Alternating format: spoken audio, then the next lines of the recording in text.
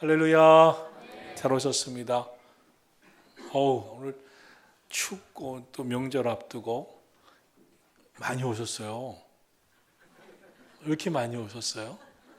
너무 많이 오셨어요. 잘 오셨어요. 오늘 오고 주일날 빠지려고 그런 건 아니죠? 지금 오해가 갑자기 생기는 마음이 드는데 오늘 잘 오셨어요. 오늘도 오고 주일날도 오고 수요일도 오고 또 새벽 기도도 나오고 네, 고맙습니다. 하나님 말씀 보겠습니다. 빌립보서 4장 11절로 13절 신약 성경 251페이지 빌립보서 4장 11절로 13절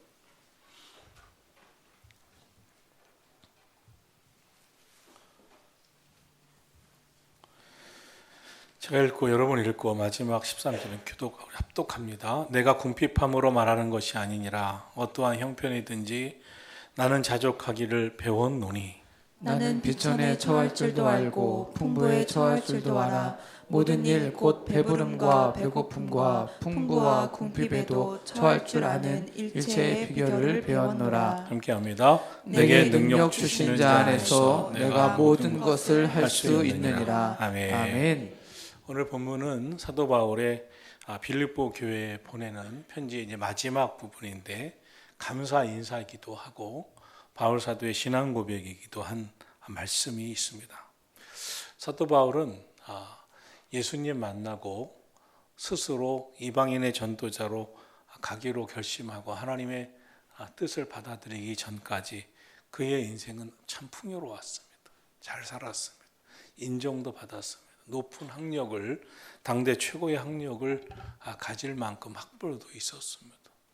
또 가문도 좋았습니다. 그런데 예수님 만나고 이방인의 전도자로 복음 전하면서 살기로 결심하면서부터 스스로 가난해져 버렸습니다. 더군다나 넉넉하지 않은 선교 후원금을 받았기 때문에 자비량 선교, 그는 텐트를 만드는 일을 하면서 살았습니다. 그러다 보니 참 삶이 어려웠습니다. 오늘 본문 말씀에 11절 12절에서 나는 어떤 천지에도 스스로 만족하는 법을 배웠다 이런 고백을 합니다. 나는 비천하게 살 줄도 알고 풍부하게 살 줄도 아는 법을 배웠다. 배부르거나 굶주리거나 풍족하거나 궁핍하거나 그 어떤 경우에도 적응할 수 있는 비결을 배웠다 이렇게 고백하고 있습니다. 사실 어떤 삶에도 궁핍도 견딜 수 있는 비결을 배웠다고 라고보다는 궁핍을 견딜 수 있는 힘을 얻었다고 할 수 있겠죠. 어떤 사람이 궁핍하기를 원하고 어떤 사람이 괴롭기를 원하겠습니다. 그런데 주님 위에 살기 위해서 이런 것도 내가 감당해야 되는구나 하는 것을 받아들였다는 것이죠. 사실 우리가 신앙으로 살다 보면 우리가 원하고 꿈이 있고 비전이 있고 소망이 있지만 때로는 꿈과 소망과 원하는 것을 하나님께서 이끌어 가시는 방법에서 하나님은 먼저 꿈을 이루어 주시기를 원하시는 분이 아니라 꿈을 이룰 만한 그릇 되기를 원하시고 그런 믿음의 삶을 사는 하나님의 사람이 되기를 원하시기 때문에 하나님께서는 그렇게 아무나 손쉽게 주시지 않습니다.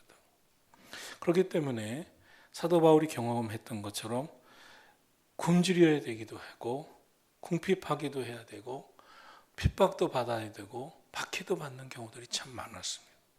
그런데 그는 그것을 다 경험하면서도 만족하는 법을 스스로 배웠다고 고백하는 그런 고백을 하고 있습니다. 예수 믿고 나서 사도 바울은 많은 환난을 당해야 했습니다. 가난도 해야 됐습니다. 전도자로 살았기 때문에 이전과는 다른 정말 어려운 삶을 살 수밖에 없었습니다.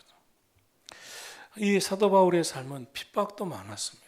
더군다나 복음 전할 때 믿지 않은 사람들의 핍박이 너무 심했지만 또 하나의 문제는 같은 전도자, 같은 종교인, 같은 기독교인들 가운데도 경쟁적으로 사도 바울이 더 많은 사람들에게 많은 교회에서 많은 지역에서 인정받았기 때문에 시기와 질투로 인한 박해도 참 많았습니다.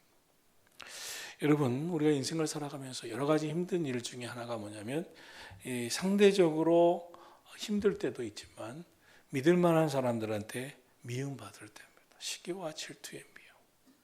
그런데 그런 상황 속에서도 사도 바울은 나는 내 마음에 내게 능력 주시는 자 안에서 내가 모든 것을 할 수 있느니라 고백합니다. 그의 중심에 이 상황과 환경이 행복을 빼앗아가지 않았다는 겁니다. 그렇게 살면서도 기뻤다는 거예요. 만족했다는 거예요. 왜입니까? 내게 능력 주시는 주님이 계셨기 때문에, 예수님이 계셨기 때문에. 내게 능력 주시는 자 안에서 내가 모든 것을 할 수 있다 하는 것은 무엇을 의미합니까? 그의 하나님 주신 능력, 내게 주시는 주님이 주신 능력은 뭐냐면 어떤 상황에서도 휘둘리지 아니하고 어떤 환경 속에서도 휘둘리지 아니하고 오히려 환경을 지배하고 환경을 역전시킬 수 있는 능력을 말하는 것입니다. 우리 주님은 그런 능력을 주실 수 있는 분입니다.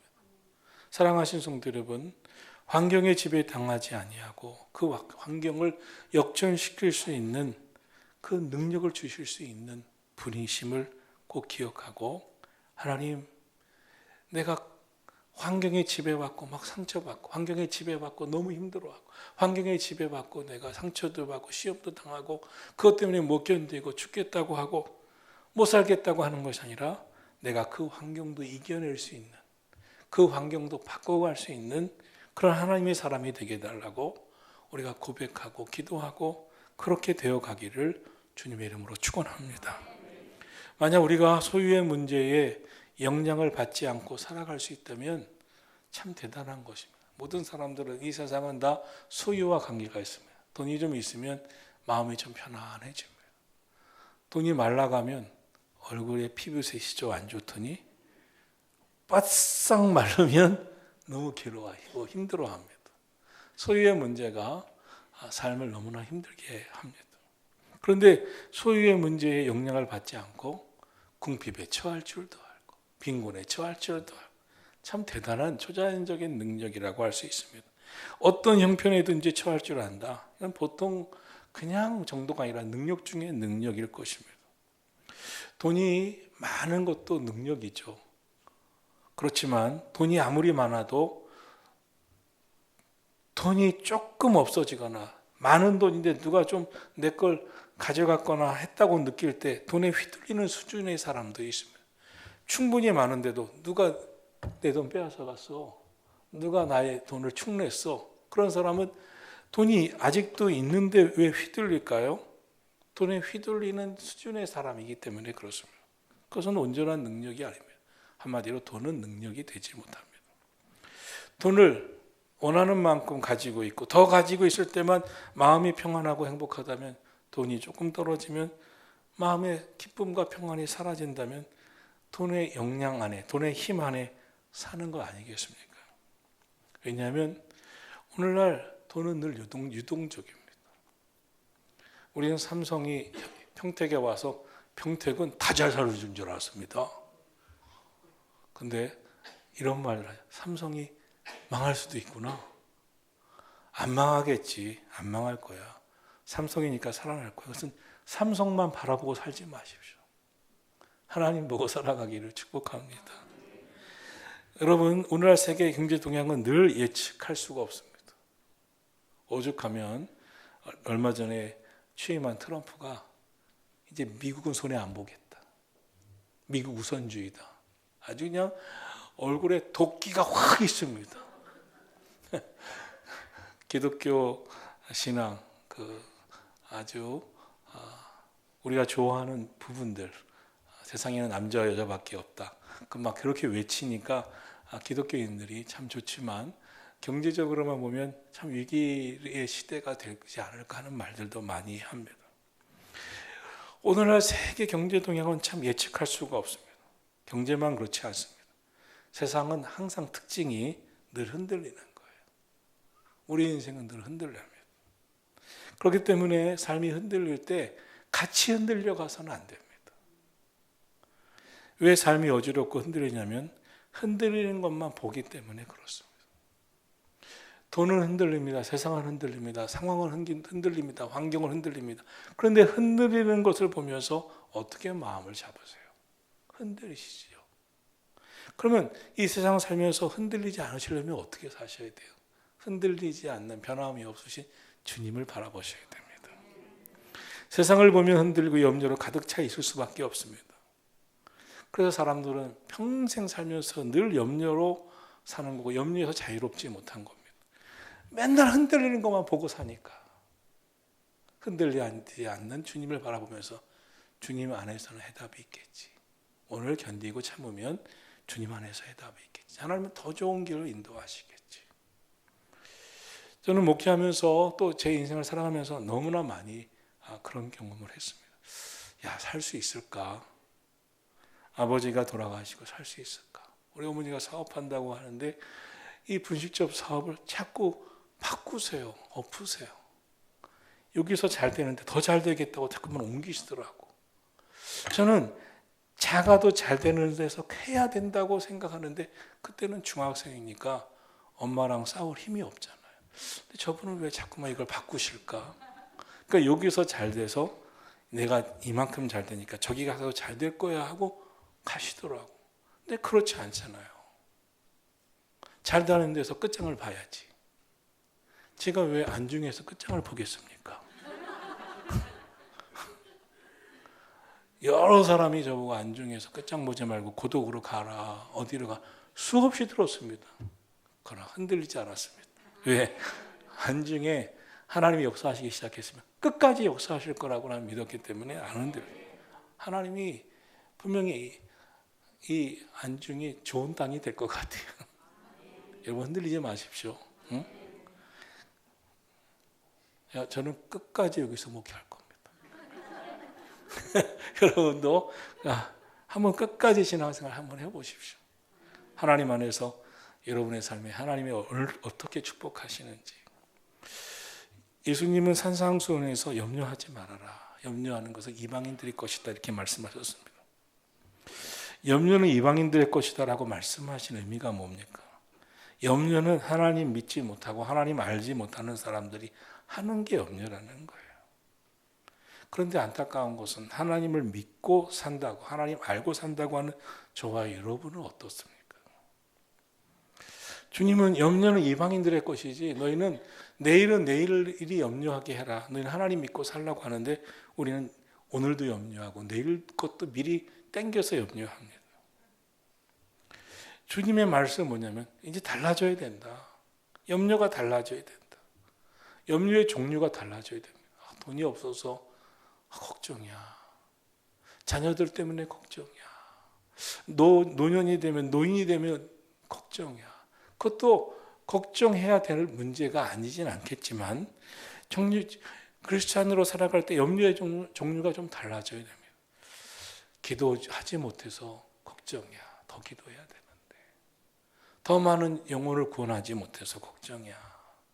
더 깊은 기도의 자리에 들어가지 못해서 또 내가 요즘 감사를 잃어버려서 감사하지 못하는 마음 때문에 걱정이야.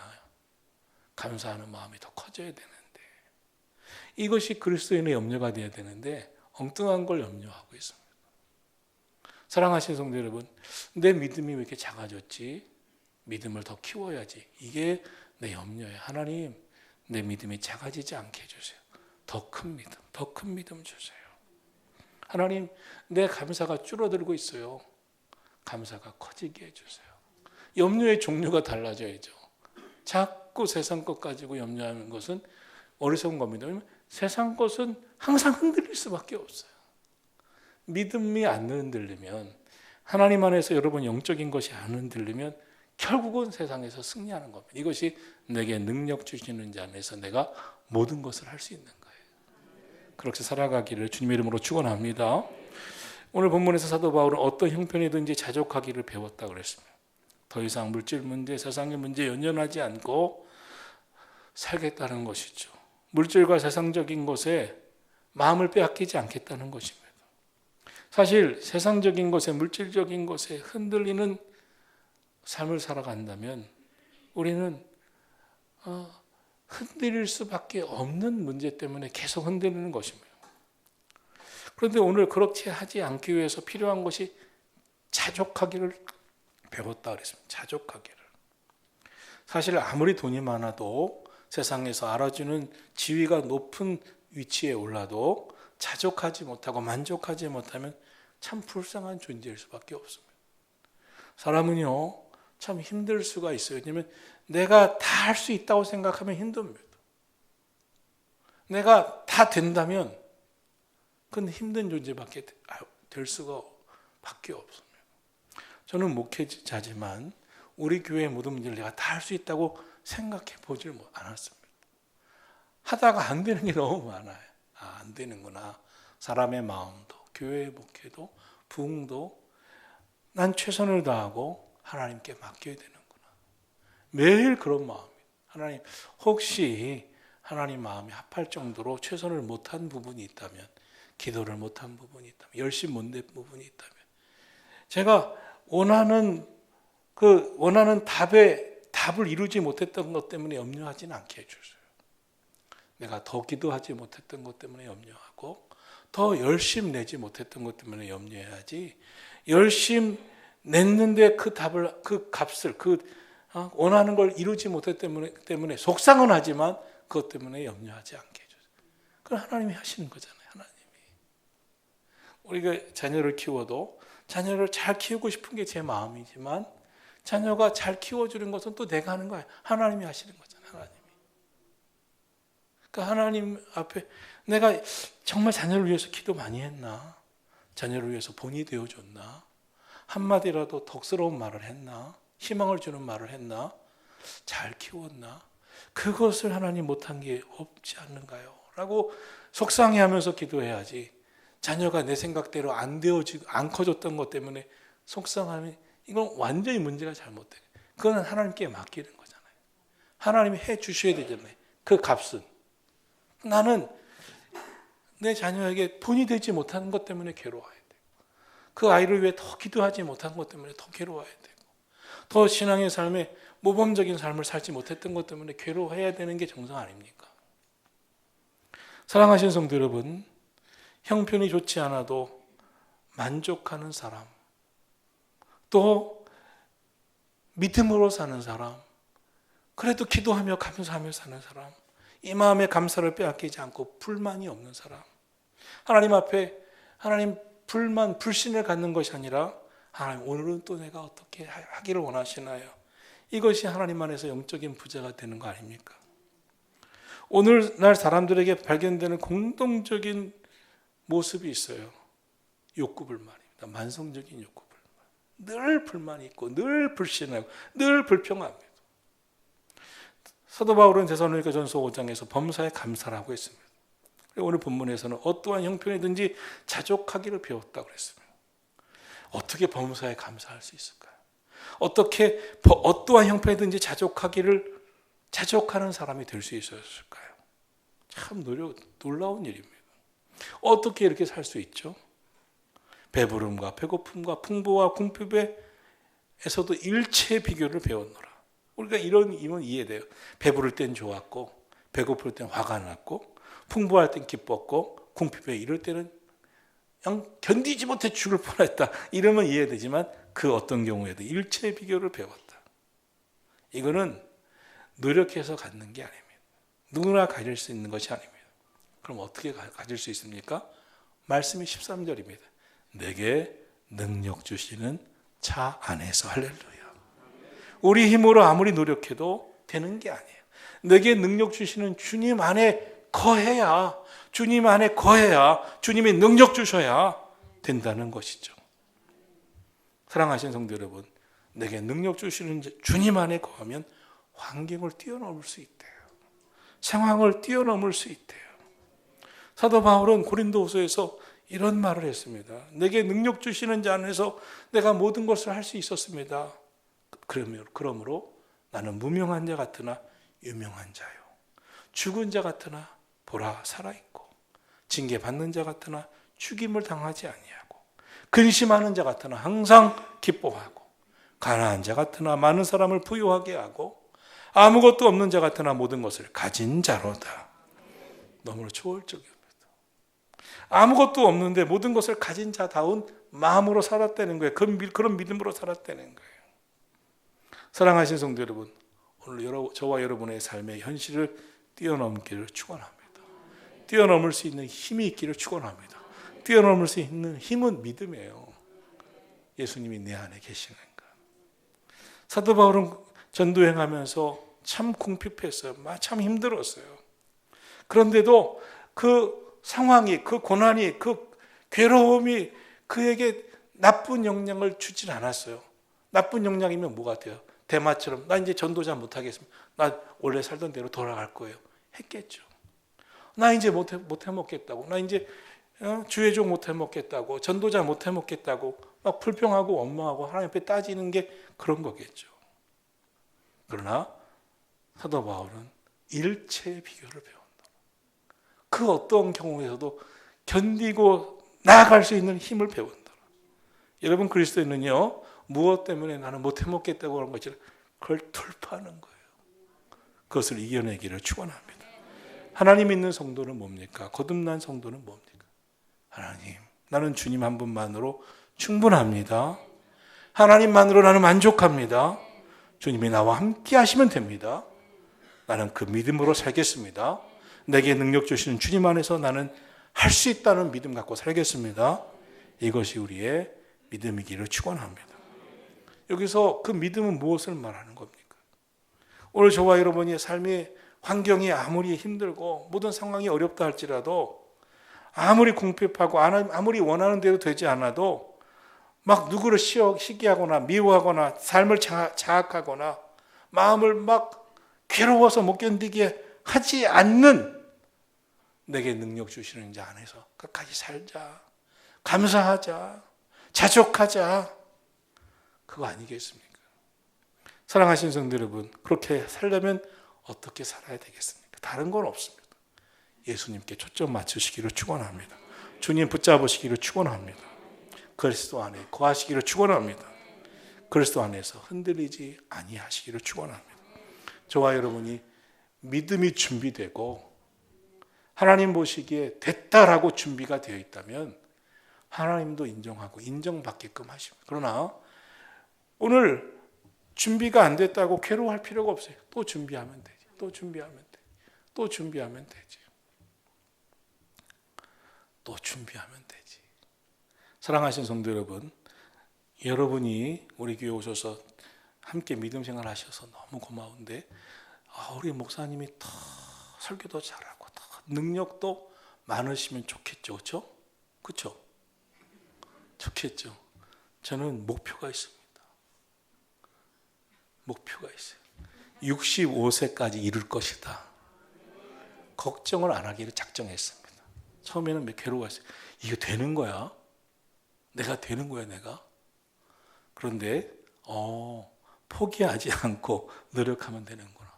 65세 가서 66세 된다고 할 수도 있어요. 그렇지만 65세까지 더 설교 잘하고 더 기도의 능력을 갖고 더 훌륭한 목회하기로 마음 먹고 오늘보다는 내일, 어제의 날을 또 극복하리라. 오늘의 날을 또 극복하리라.